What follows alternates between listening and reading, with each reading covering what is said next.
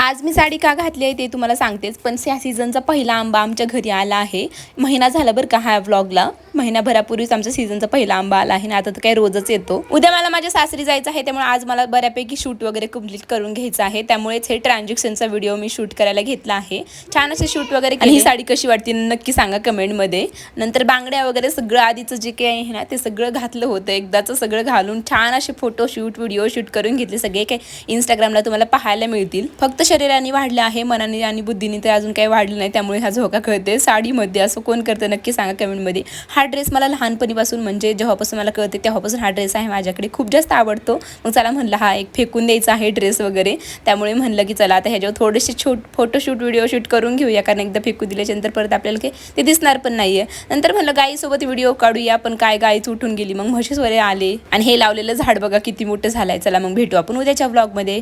Bye bye. Like करा.